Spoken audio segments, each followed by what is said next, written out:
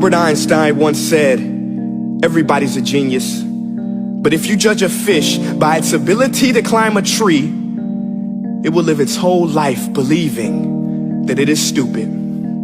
Ladies and gentlemen of the jury, today on trial we have modern day schooling. Glad you could come. Not only does he make fish climb trees, but also makes them climb down and do a 10-mile run. Tell me, school, are you proud of the things you've done?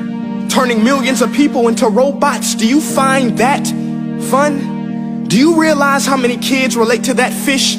Swimming upstream in class, never finding their gifts, thinking they are stupid, believing they are useless? Well, the time has come, no more excuses. I call school to the stand and accuse him of killing creativity, individuality, and being intellectually abusive. He's an ancient institution that has outlived his usage. So, Your Honor, this concludes my opening statement, and if I may present the evidence of my case, I will prove it. Proceed. Exhibit A. Here's a modern day phone. Recognize it? Here's a phone from 150 years ago. Big difference, right? Stay with me. Here's a car from today, and here's a car from 150 years ago. Big difference, right? Well, get this. Here's a classroom of today, and here's a class we used 150 years ago. Now ain't that a shame? In literally more than a century, nothing has changed. Yet you claim to prepare students for the future? But with evidence like that, I must ask, do you prepare students for the future or the past?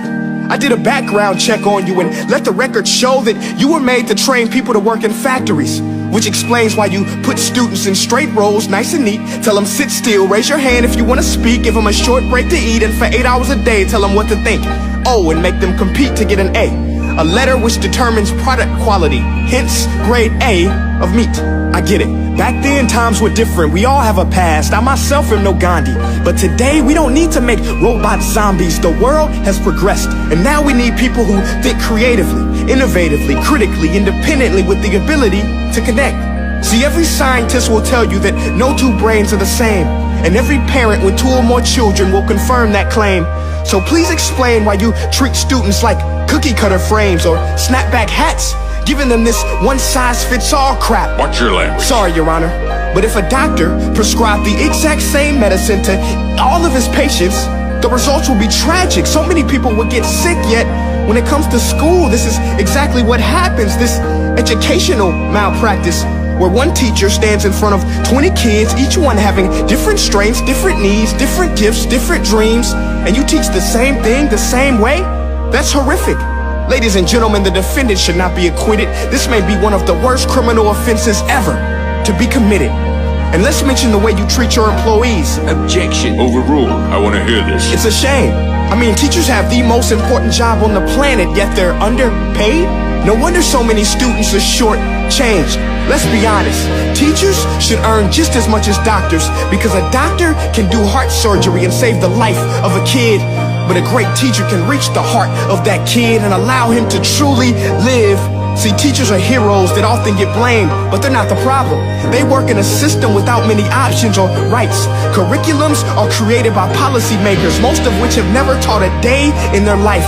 Just obsessed with standardized tests. They think bubbling in a multiple choice question will determine success.